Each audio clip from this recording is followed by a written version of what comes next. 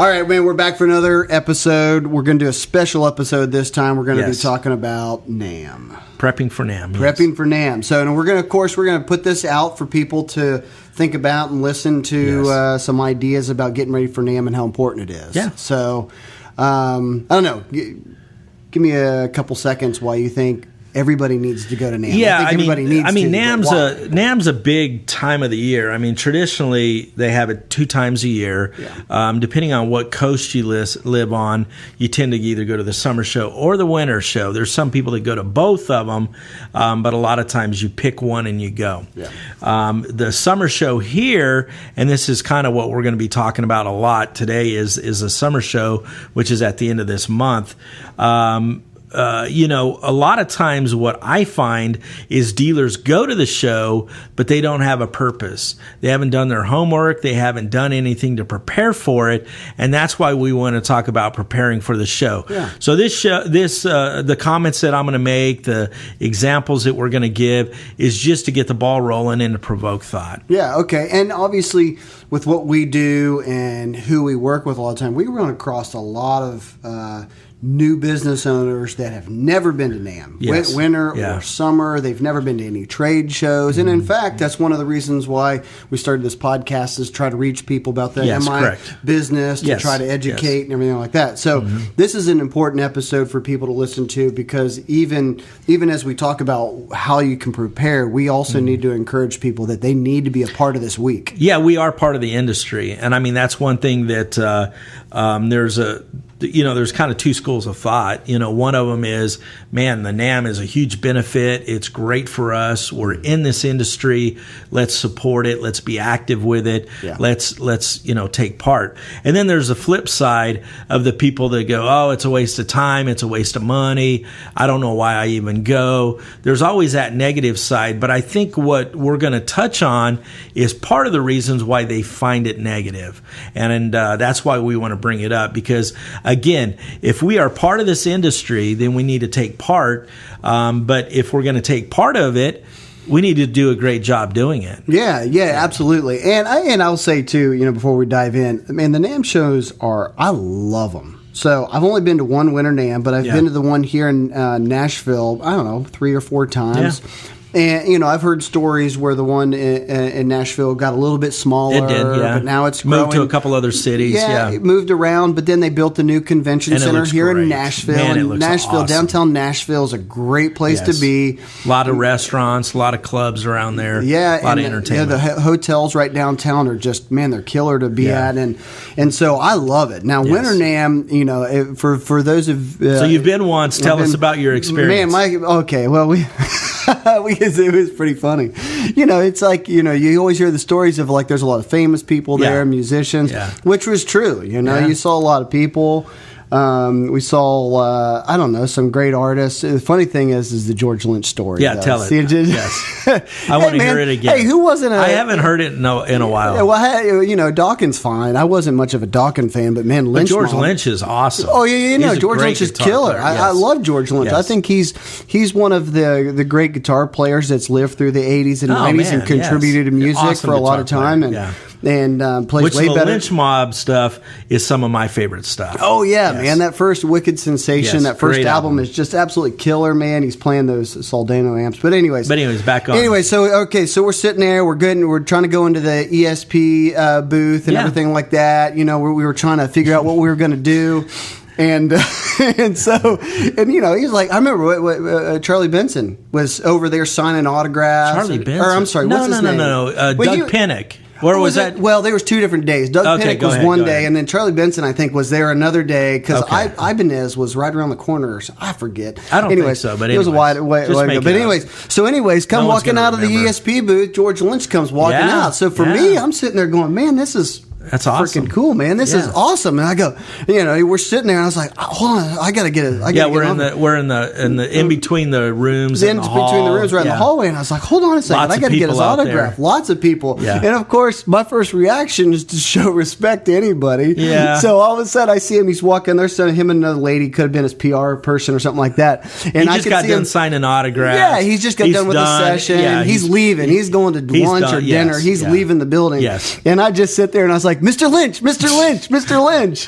Yeah, I'll never forget that because I was embarrassed. Oh, I was embarrassed that you did that. But I was showing respect. Hey, it's Mr. Lynch. Yeah, Mr. Lynch. Mr. Scary, huh? Mr. Scary. Yeah.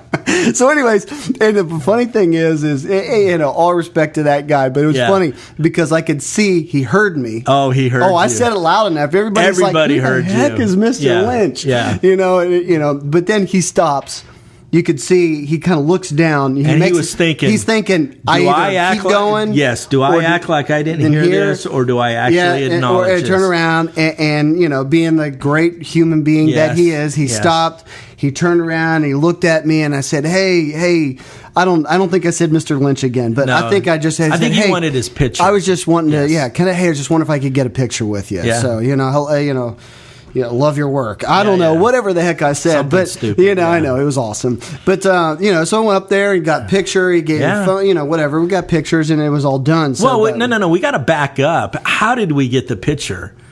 Remember, I pulled out my phone. Oh, yeah. Go ahead. He was a little reluctant. He was a little reluctant. Like he was still there. That's right. And I said, hey, pull out your phone. And you guys had the same phone case. Same phone case, same phone. Yeah. And he even said, hey, I've got that phone. And he pulls it out and shows me. And you guys and then he puts his arm around you and he takes a picture. Take a picture and he's like, hey, I love this guy. But if it wasn't for that, I mean, there's a good chance he would have walked away. Yeah. I mean, he was committed, so maybe he would have done something. But man, but the Mr. Lynch thing, I'll give it to you, man. That was awesome. Well, if we're going to spill our guts and go down that road, there's one more road we have to go down.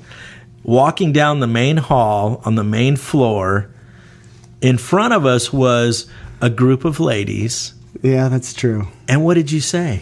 I was like, hey, that's Bobby Brown. Because who didn't remember Bobby Brown? Well, and 14 years old. If memory serves me right, there was a MTV show. It was like called Rock and Roll Wives. I never saw any of those shows, but so there's 4 or 5 of them Rock and Roll Wives together, and there's thousands and thousands and thousands of people on the main floor. Yeah. It's loud.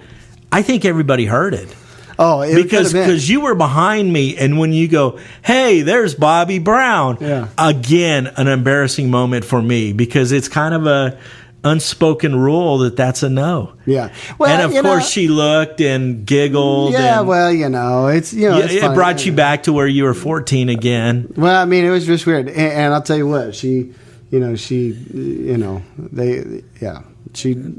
they looked good for what was going on. Let's just put it there. Let's be very, very nice. But it's the fact that you get there, you're at the summer NAMM or winter NAMM, and man, there's just people around there. I mean, remember it was like we were sitting there talking to the guys from Diodario, and Nuno Betancourt walks by, and I was just like, which another favorite guitar player? I love Nuno, and I just wanted to bail on the conversation. And go. You should have. I mean, that would have been a good conversation. I was actually surprised he had his shirt on. Yes, but, exactly. Usually he never has a shirt on or something. But next time, take the freedom to go, hey, I'll be back. It's a great show. It's a great Now, this last year, the winter show was really good. Unfortunately, you didn't attend I wasn't that there, one. but it was still a very positive thing for the industry. From all the reports I heard, there was about 118,000 people there. Yeah. Of course, there's always these little pockets of complaints, and I just don't pay attention to them, and I just kind of, whatever. But the overall feel, the overall vibe of the show was amazing. Everybody was optimistic. Everybody was positive. People were conducting business. There was lots of comments from manufacturers that said, hey, man, we wrote enough business on the first day to pay for the show. Man, that's great. That's huge. That's awesome. So the NAMM show is a big time, and it's a great opportunity for dealers. So saying all that to say, depending on where you're at, what time of the year is the best for you to take some time off, you have to visit either the winter or the summer show if you're in this business. Get involved, be a part of it, and do what you need to do. So, but that brings us into what do we want people to listen to and hear and talk about right now? Because we've got NAMM. We're recording this now, but they'll hear this a couple weeks before the NAMM show. Yes. And they'll maybe we'll spark some conversation about what they need to do to get ready. Yeah. Well, I want to talk about first is they're at home, they're preparing, they're thinking about it, they're wondering what should I do. Yeah. And I have some notes here, and one thing that I wrote down is a budget. What does your budget look like? Because I think a lot of times we go into all this very, very blind and we kind of let it happen. Mm-hmm. And sometimes good things happen with that. You kind of fall into some kind of great deal or pick up a franchise. But what we want to do is we want to do things on purpose. So we want to start with a budget. And in that budget, it just depends on the store owner, how much cash flow you have, what your budget is. Yeah. I mean, you guys decide that. But a reminder is, I've done 26 winter shows. I don't remember how many summer shows I have. I haven't done as many because my first half of my life, I was not doing summer shows. Yeah. But with that, I have learned that budget is a big thing because things are much, much more expensive than you realize. For us, we budget. And we plan, and we do a lot of this. So a lot of my planning today is on the wholesale end, but even last night going down memory lane was thinking about the retail side. Yeah. At the end of the day, they're almost the same. Yeah. So I don't want to separate the two too much, but budget is a big thing, and with that, we need to sit down and figure out what all is included. Some things that I wrote down is travel. Yep. Now, some people fly here, some people drive, which means gas money and whatever expenses you have. Hotels, they tend to be very much, they're very pricey this time of the year. And some of us have planned ahead and some of us haven't. So hotel's a big thing. Yeah. Food. Food is very, very expensive out here, and we need to plan for that. Entertainment. We're in Nashville right now. Gotta have fun. Yeah, there's great restaurants. There's great entertainment that's inside and outside of the NAMM show that we need to plan for, and it ends up costing us money. So that's part of our budget as well. But probably the biggest thing to talk about is how much we want to budget for inventory for our store. Yeah. So that's just a few items that I want to talk about. Yeah, and just to kind of piggyback on what you said, talking to a lot of my clients, being in the music industry, now some of them are new and they haven't been there, but I bet you one of the biggest deals of why people do not come to NAMM that I hear is I can't afford it. And but we're obviously our rebuttal to that is well, hey, if there's a purpose at NAMM, maybe a lot of times why you can't afford it is because the business that's being conducted at NAMM doesn't warrant the expense. Yes. That's exactly right. Yes. I mean, it can be expensive. That's what we're saying. It can be expensive. It's something that business is expensive. That's exactly right, and it's a cost of doing business. But if you come to NAMM with a specific purpose in mind, you have your budget, you have what you want to do, and it becomes something that I get it. It's expensive, but I need to come because it's part of building my business. Absolutely. So anyway, so we got budget. You need to budget. What do we have? What do we have next on the expectations? I mean, what are our expectations for the show? I have been probably the last week, sitting down and thinking of manufacturers, product, and all the details in my mind of what my expectations are. Yeah. Now, for me, and again, this is on the wholesale, but it still matches the retail. What I need to do, I have expectations of going and talking to the new manufacturers, to new people that we do not do business with today. I've already done emails. I've already done phone calls. I'm already working that out. So those expectations that I have for myself, that I can hit those goals. Yeah.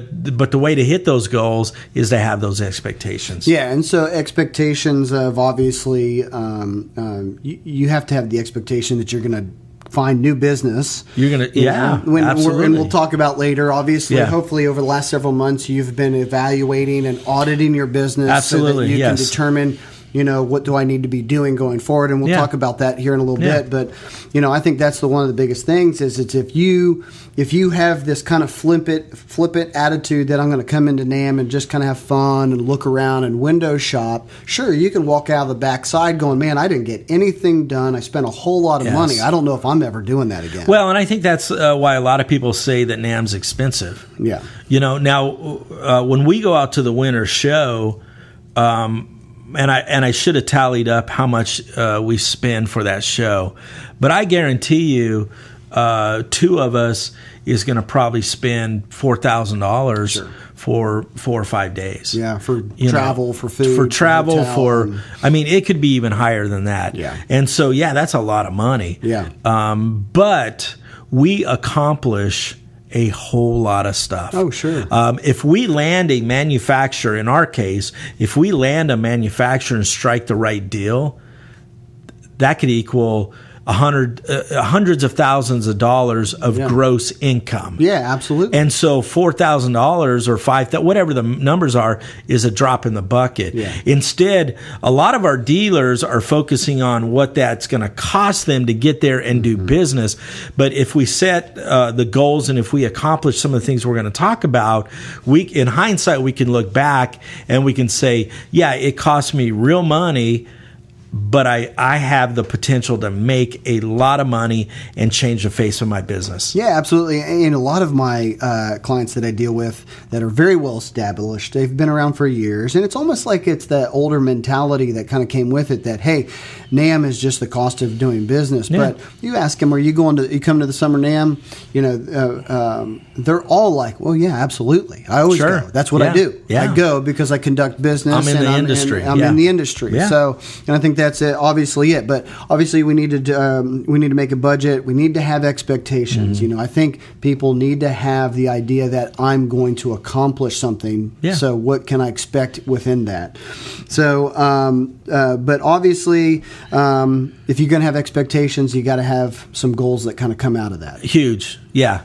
I mean, with those expectations, I also want to measure those expectations. I want to sit down and say, what can I do to hit these goals? I have expectations. I'm setting them now, and now I need to achieve it, and these goals need to be hit. And so now it's up to me to prepare for that. I'm kind of jumping ahead a little bit, but setting appointments is a big one. What I have found is that when you set appointments, it does two different things. It prepares you, and it also prepares the other person. Big deal. So if you walk into a manufacturer and you have an appointment, the expectations is that you're there to conduct business and to accomplish something. So they a lot of times report to somebody else who's asking, what did you do with this time? What did you accomplish? So a lot of deals, I know for us, we strike a lot of deals at NAMM, and we do a lot of very, very positive business because, again, we have expectations, we set goals, and then we set meetings. And then when we have those appointments, that means we are there to accomplish something. Yeah. So we write it down as we go. So if we have a meeting with, say, Fender, we have a sheet of paper and put Fender on it. And then as we're conducting business, as we're doing a meeting, we're writing down what we want to accomplish. It may be shipments coming in. It may be new product. Who knows what it is. Yeah. And then that way we can track it. Yeah. So when we get back home, and again, I'm jumping way ahead, when we get home, we could actually sit there and measure it. Yes. And then our work isn't done then. Our work continues, and sometimes it might be for 30 days. Sometimes it might be for the rest of the year. That's exactly right. So maybe it'll be beneficial to kind of recap as we go. So obviously we want to set a budget. We have a reasonable budget, to get there. We have expectations. Now your expectations might be, hey, okay, I'm going to NAMM. I've got a budget of what I can contribute to this. Now my expectation is, hey, I'm finding out I'm doing more more business. I've got extra space. Maybe you just expanded. My expectation is I will find new business. Yes. So, but then through that, you might set a goal of going, I'm going to pick up one guitar line, one amp line, and maybe one pedal line, just as examples. So now, what we've kind of got next on the list, though, is examining where you make profit. So that's kind of a little bit of a side note, because you might need to reevaluate and audit your business up to then to make a decision about going into NAMM. But how important is that? I think it's huge. Yeah. It's absolutely huge. So obviously within that, if you've got lines, or if you've got a line that maybe you're not profiting on, we've got to drop that? Yeah. Well, this is a great time to examine your business. I mean, we've talked about in the past of auditing things, looking at things, but this is also another time to sit down and go, okay, over the last year, we've done very well with this. This has been a little slow, and just to do an overall look. And I'll tell you a brief story is when I worked retail, we had a business school come in and audit and go through our whole store and see what was going on. Yeah. And in being brief, they came back in, and there was one major line that they said that we need to get rid of. And then there was another line that was shocking that said that we need to buy more of. Okay. Because we actually turned the product and our turns were off the charts. Now, in both cases, it was very shocking, because I did not see what they were seeing, because they had numbers. Numbers don't lie. And so what it caused me to do is actually not be passionate about that piece when it comes to actually crunching numbers. It's just stuff at that time. So I today I look and I go, man, are we making much money on this brand? There's been a couple brands that we've looked at and go, unless we can do this with it, we don't need to buy it anymore. Yeah. We're tying up inventory. There's a lot of labor involved. It's a slow move. The list goes on. And I think we all need to examine our store and be honest with ourselves. And that's the key, because a lot of times we're passionate about a brand, even if it's slow moving or it doesn't sell hardly at all, but we like it. Well, buy one of those guitars and get rid of the rest, because who cares what we really like? Yeah. The truth is, we need to worry about the bottom line. Yeah. So with this, we need to take a look at it and say, what lines are moving the needle? Where are the areas that I'm exceeding at, and where are the areas that I'm not? Yes. Another quick story, and we'll move on, is I had a dealer who bought 18 guitars from me. And then a period of time went by, and I called her back, and I said, hey, how are you doing? Checking in on her. And she's like, I'm doing great. And she had about, I can't remember the exact number, but it was about 3, maybe 4 of our guitars that she sold, and she said she's doing great. Selling all those, and I'm doing great. And I said, well, I was very happy for her. Yeah. And I said, well, it's time that we stock up. I mean, we need to replenish this because you're moving the product. And she says, well, I can't. And I said, what do you mean you can't? And she says, well, I have these other lines that I'm franchised of that isn't selling, and I have this inventory in my store. And I said, to use your guitars to pay for these other ones. Well, yeah. And then I said, well, should we find out what's selling and replenish that? Because we're not going to replenish what's selling, and we're going to keep what's not selling and try to make a living. And I don't get in the business of telling a lot of people, hey, you need to get rid of a line, you need to do any of this, because I like a lot of the lines. I'm a supporter of them, so I'm not going to go down that road. Sure, absolutely. But the truth of the matter is, she should have examined that line, and 1 or 2 of those lines, she should have probably said, hey, I'm not making any money with them. I need to buy what sells, not what I like, not what I've done or I've committed to. She already committed to it. She did her part. I really respect her loyalty. I'm not bashing that. But at the end of the day, how much money did she not make because she wouldn't examine where she's making money? Yeah, that's right. And we talked about in previous episodes about how we can't afford to make opinions. Yeah. Our opinions can creep up us on when we're like, oh, I really like this brand. If you're not selling it well, you're letting your opinion kind of take over your business. Yes. And now obviously we need to reevaluate because it's not moving the needle forward. In fact, you're staying stagnant and falling backwards. Oh my goodness, how much money is it costing you? Yeah, absolutely. Yeah. So we could evaluate that. Hey, we set a budget. We have expectations that we're going to maybe pick up some new lines. Our goals could be we're going to pick up a new guitar line. Well, that might also mean that we have to maybe drop something else because we realize, hey, maybe I can be more profitable if I pick this up. Yeah, maybe that. Yeah. So it's just all part of the process. It's business. Yeah, absolutely. Business, So obviously, now we'll get to the next one. If you want to have goals, your goals is to pick up a guitar line. I guess what's the natural thing you need to do if you want to try to pick up a guitar line? You got to make appointments. Well, yeah, and I mean, but going back to it, we need to just examine the business, and you did touch on it, to find out what we're missing out on. Yeah. Because a lot of times we are passionate about a certain demographic of our business. So, say you're a guitar player, you're all into guitars, and man, you're just like, man, I want the coolest rock shop in town and have the coolest guitars, but you're not paying attention to the amps.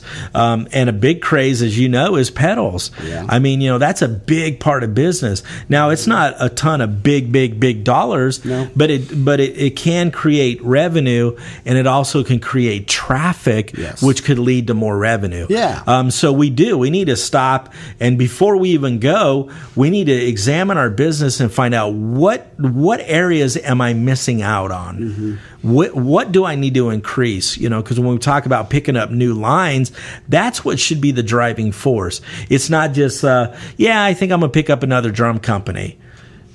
It should be, hey, drums are up 30% this year. Yeah. I'm getting requests for this brand, multiple requests. I need to go after them. Yeah, absolutely. And that's just a constant reevaluating of our business. Sure. So, and that's smart. And again, trying to circle back to drive our main point home of NAMM. NAMM is the time to do this. They offer this twice a year, summer and winter, so that you can be reminded to reevaluate your business, find out what's working, find out what's not working, and give you tons of opportunity to make changes, to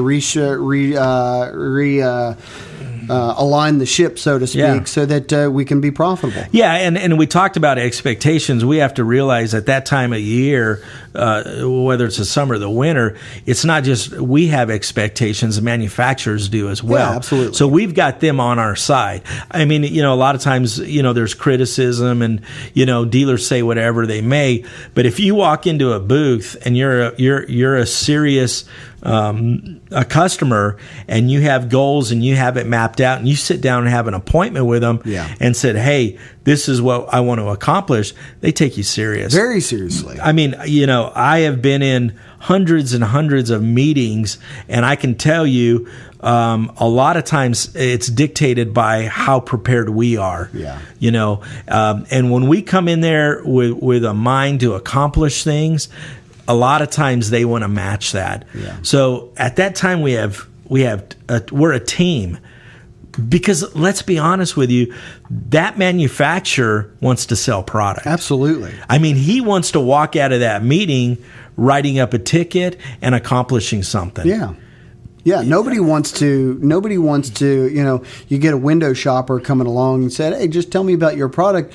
Nobody at a manufacturer wants to sit there and spend 35, 45 minutes just to hear you say, well, sounds good. Sounds like retail. Sounds like I'll consider it. It's just like, well, I thought so if that's the attitude of a lot of the manufacturers, is they're sitting there wanting to conduct business. If you set an appointment, it shows that you're serious. They'll take you seriously, and you'll get down to doing business and figuring out if they're a good fit for you to put in your store. And on that topic, there's a lot of the manufacturers. And to be honest with you, a lot of times it depends on how well I know them or what my relationship is with them. Yeah. Is that I will actually give them bullet points of what I want to accomplish. Yeah. And so there might be items on there that they go, we don't really want to do this. But when I give them bullet points of these are the things that I want to accomplish, there's a lot of times that they give in. Yeah. There's a lot of times they go, yeah, we'll do that. So the big picture is set those appointments, get with your rep or get with whoever you're dealing with and let them know what you want to accomplish. Yeah. Because there's a lot of times that they want to accomplish it with you. Yeah. And they'll bend a little bit more to try to accomplish that. Yeah, they see you as a long-term goal that will be there. A legitimate customer. Yeah, we'll be faithful and loyal to the brand, because truth be told, they're putting a lot of dollars and efforts into advertising their brand, and which I think is a huge leverage for store owners. Yeah. So setting appointments is a big deal. So obviously we set a budget, we've got expectations, we set goals out of that. Mm-hmm. We need to examine what's profiting. Maybe we need to make a change. And then now with our goals in mind, we need to set appointments.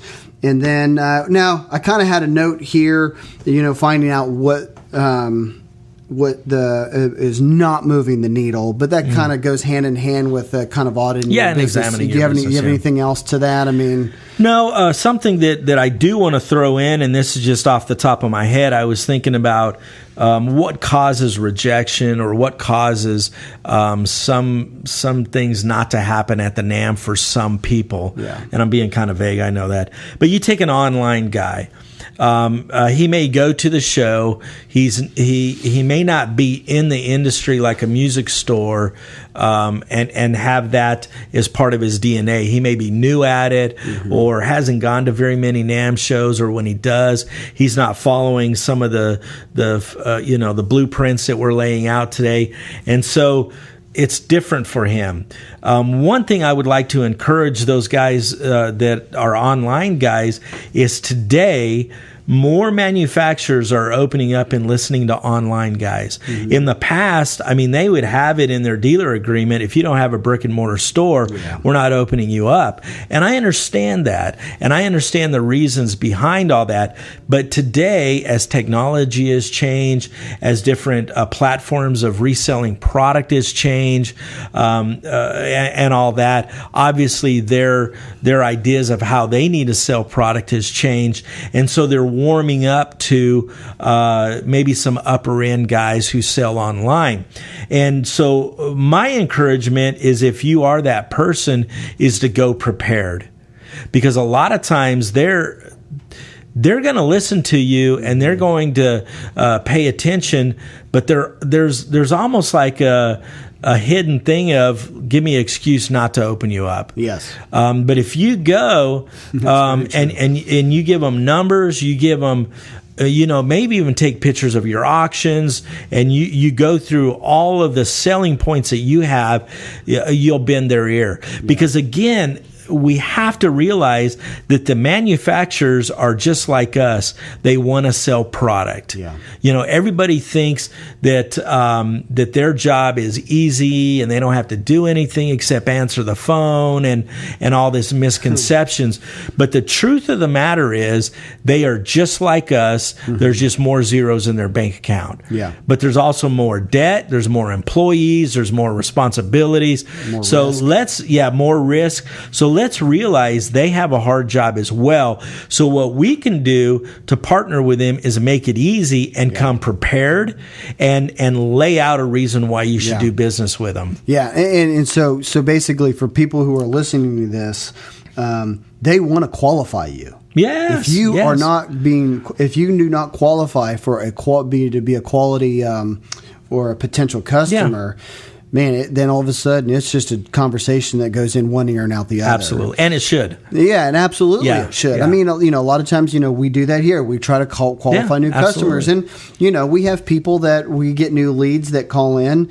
They have every great expectation. They want to conquer the world, but you find out, hey, what's your past? What have you been doing? What are you doing right now to sell guitars? And you find out that they're like, man, this is going really well. I've sold 5 guitars so far. And you're like, 5 guitars? guitars. Okay, I understand your enthusiasm. Yeah, I'm going to starve to death. Yeah, but I'm going to have to go deliver pizzas. So but that's the point is that your expectations almost have to match up with them qualifying you as a potential customer. So if your expectations are in the clouds, you need to come back and kind of reevaluate that. Yeah, and what we also need to realize on that topic is, and this is kind of playing a little more hardball, is when we go and we do talk to some of these people, their first their go-to is to shoot us down. But if we're online and we have a strong presence online, and that's a relative term, but if we have all this prepared, very easy to influence them to go, I can open you up. Yeah. You sound like you do good business. You sound like you're selling a lot of stuff. You sound serious. And one thing that someone told me once that really, really got me thinking was, don't accept no from someone who can't say yes.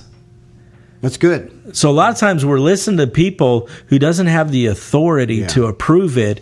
We're taking no from them. You need to talk to the right person. Talk to the right person.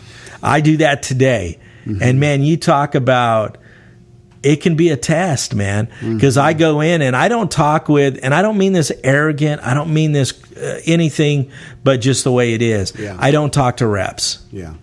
Because we talk with people that are higher up. It could be sales managers, it can be vice presidents, it can even be presidents of the company, depending on their size. So when we go in, I don't talk to a rep. I know that sounds crazy, but the reason is he cannot approve what we need to talk about. Yeah. He has to go to his boss. Mm-hmm. Well, I don't deal with him. I deal with his boss. Yeah. This morning, I am going to send an email to a president of a very large manufacturer.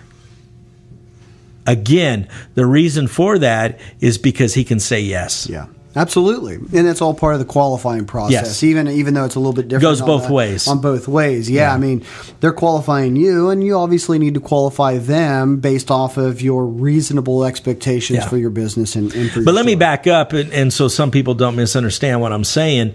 Talk to the rep. A rep can open you up. Yeah. So I'm not saying that, don't talk to a rep and go higher up. I'm just saying in our position and what we're trying to conduct as far as business. So I have to find the right guy. You and your store have to find the right guy that can say yes. You don't want to talk to a rep. Yeah, I'm the rep for Texas, but you're in Chicago. Yeah, absolutely. No, you want to talk to the rep for that arrow. Guy. Yes, absolutely. Okay. Well, this is good. So, go ahead. Well, another thing that, and again, I mean, man, I could probably talk about this topic for hours. Sure. But one thing is probably one of the most important things for me is relationship. So much business is done by having a great relationship with somebody. Mm-hmm. It was interesting. It was yesterday or the day before, I don't remember. But I sent an email to a guy that we deal with that's at a manufacturer that's man, he's got a lot of authority there. And I was walking through the warehouse and I seen a brand that we just got from them. And I went into my office, sit down and emailed him and said, hey, I just seen this product that we just got ordered. And it made me think, hey, man, I appreciate you and I appreciate us doing business. And hopefully we'll have good business on both parts for years to come. That's it. Yeah. And it's not a big deal. Probably took me 30 seconds to do it. He responded and said, man, this has been a great partnership. We love our transactions, and we have a lot more to accomplish with this. And there was just more and more and more positive stuff. So what does that do to our relationship? It gets tighter and better and whatever. He's a super guy. I really like him. Yeah. And I am grateful for him conducting business the way we do. Yeah. He's been very professional. He's done everything you said he would do. There's tons of growth potential in his business for us, and us buying product that he needs us to buy. So it's got the makings of a great relationship. Yeah. And so, man, I just wanted to let him know that I do appreciate him. Yeah. I know it sounds kind of corny, and it sounds whatever. Wait, you saying sales reps have feelings too? Some, yeah. Some of them are heartless and cold. But anyways, what the interesting thing is, he responded later, and he wants to actually come out here. He wants to come in the building during Summer NAMM show. Now, he was probably going to do that anyways, but I guarantee you he sat there and go, man, I like those guys. Yeah. I'm going to come on out. That sounds like fun. Okay. So, and that also brings up a good, just a good thing to think about, too. And let me back up. If I would have learned this when I was younger, I'd have probably dated more girls. But anyway, go ahead. Wait, being nice goes a long way. But, it's a good idea to think. You don't need to walk into a booth at NAMM and explain to them why you're going to be their number one customer. Please don't even say that. Please don't even say that. Look at all that. I got tons of money. Yeah. I got I do tons of business, and you're gonna sign me up because you're gonna love me. Yeah. It's just kind of like nothing will get an eye roll quicker. Then I'm going to be your best customer. Then I'm going to be your best customer. I mean, don't do that. Please don't do that. That's nothing. It's like you said. It's creating a tight knit relationship that's benefit. You see the benefit of what this manufacturer can bring. They see the store that you run, that it's professional, it's well run, it's organized, you're doing a lot of business, and they go, hey, we would love for this place to represent our product. So then obviously you want to kind of create that relationship there. So arrogance does not go very far. No. I mean, what I do a lot of times, and it's just my personality, is I'll go into a booth, or if you're trying to break the ice, I find the positive of their company, what they're trying to do. Yeah. It might be, I walk in and we small talk, and I said, man, your booth looks great. Mm-hmm. If their booth looks great, I tell them it does. If it doesn't, well, I say their guitars look great, or something, But Doesn't there this building look nice? Yeah. No. But a lot of times I'll walk in and I'll go, man, I love this body style of this guitar. Yeah. Whatever the positive is in the situation, because we love to hear compliments. Yeah. Because a lot of times these people work for they're just like us. Again, they're just on the other side of the table. They have families, they have homes. Yeah, it's real. Yeah. And when we say that we like what they're about and what they do, man, it just kind of just relaxes everything. Mm-hmm. And then with that, and again, be honest, don't lie to them, and don't make up stuff and sound hokey about it, but be positive about it. Be complimentary to the people that you potentially want to do business. And then you engage them, their name. I mean, it's just typical sales type of business, but be authentic with it. And that's the key, is to be authentic. But man, there's a lot of people in this industry that I'm friends with, friends first, and I'll do business with them a couple years later. Yeah. Which sounds like a long time, and it is a long time. Yeah. But, real quick, there's a manufacturer that we do not do business with, that I want to do business with, and we'll eventually do business with them, but not today. So when I would call them, they would not return my calls. I would email them, and they wouldn't return my emails, maybe 1 out of 3 or 4. Yeah. Met the guy face to face and begin to get to know him. He liked me. I liked him. We began to develop a relationship. Today, I still don't do business with him, but I can email him, and within 5 minutes or less, he'll email me back. Mm-hmm. If I call him, he'll take my call. Was I standing there one of the times you talked to him?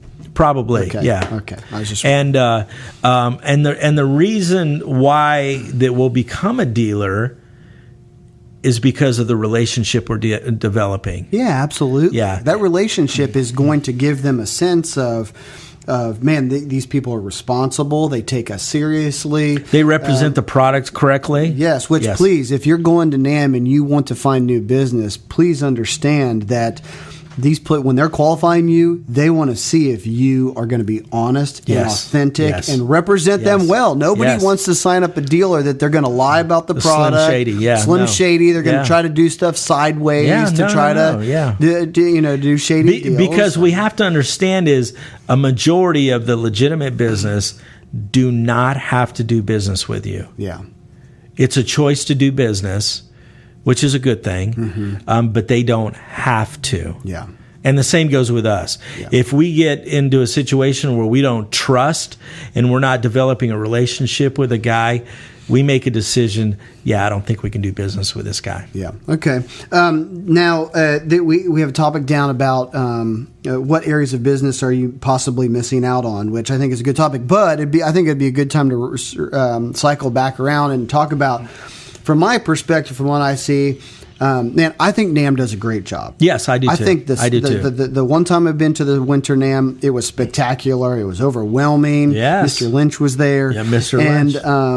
But also at the same time, Bobby Brown was there. Bobby Brown was there with her entourage. But the Summer NAMM, man, they do a great job. Yes. They create tons of opportunity for new and old businesses alike. And it gives you an opportunity that if you're going, man, what am I missing out on? How can I grow my business? Let's just say you're not great at setting goals. You're not great at setting expectations for your business. You can still go there with the mindset going, okay, NAMM, help me out. What are some things I need to be thinking of? So they do a great job. They really do. And a lot of times when you hear and you talk to people, you can usually decide what the outcome is going to be by how they approach it. Yeah. You'll know when some people go, man, I went to NAMM and man, I picked up lines, I did this, and that. It's because a lot of those guys prepared. Yeah. They did what we're talking about. And there's a lot of people that go, I don't even know why I go to NAMM anymore. It's not no fun. It's not this, and that. It's because they're aimlessly walking around. Yeah. And that's a big part of it. That's why we want to bring it up, is because we don't want that to happen. If you're going to take time and you're going to go, then you need to enjoy yourself. Now there's some stores that are going, I have enough lines. Today I can't afford it, or I don't have the growth that I need for a new line. Why should I go to NAMM? And another thing that they offer that they don't, well, they do talk about it a lot, but maybe we need to address it a little bit more, is the educational side of it. Yes. Is they have some great speakers, and they have a lot of very, very, very good classes for you to sit in. So you may get the itinerary and take a look at it and go, hey, I need to schedule some classes, because that can fire you up.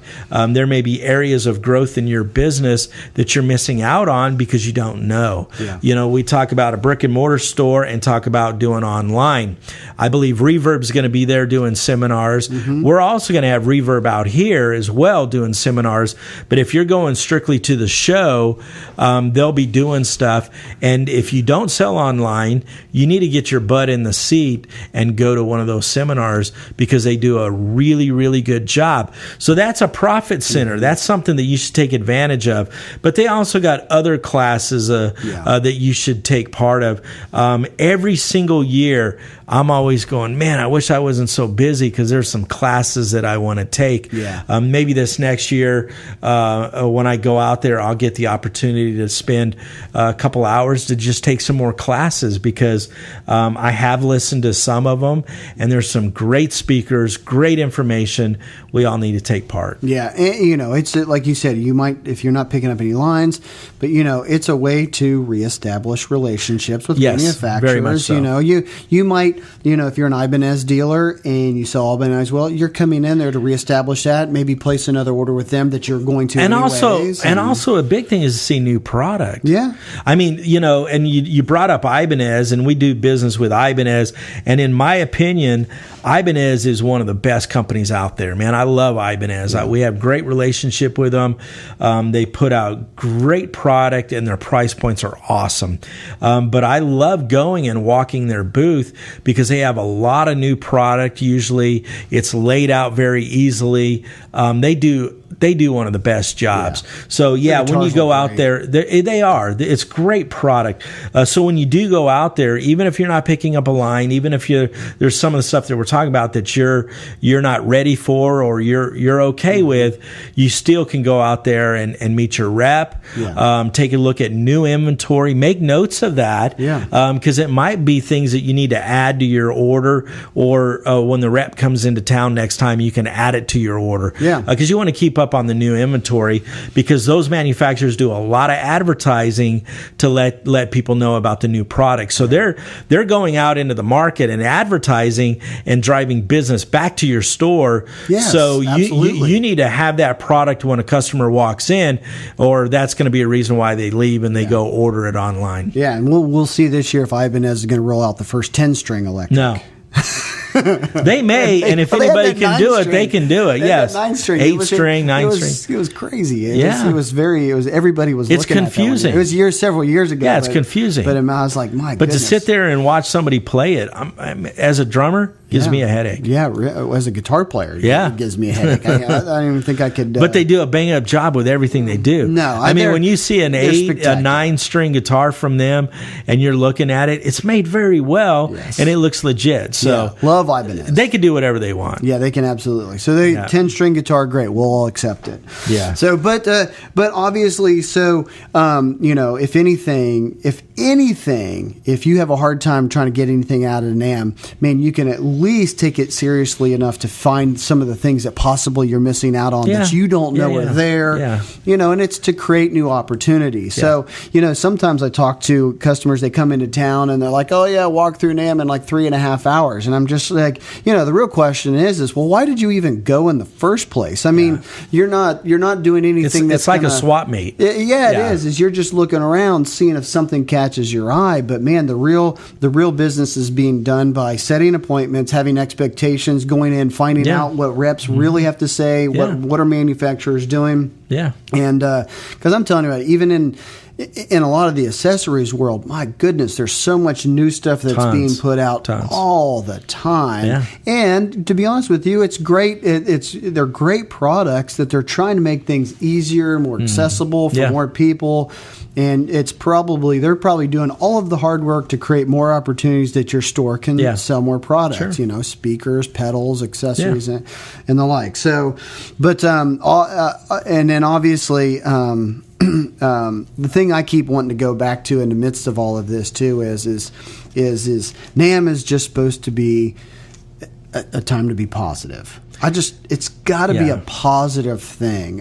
Man, I just don't, even what they do, even if you sit there and compared like, oh, this winter NAMM is so much bigger than the summer NAMM, man, it's still a time to be positive, to be involved, to be active in the MI world, and to meet new people, to visit friends in the industry that you hadn't seen in 6 months. That's exactly right. It's a time to be extremely positive. Yes, absolutely.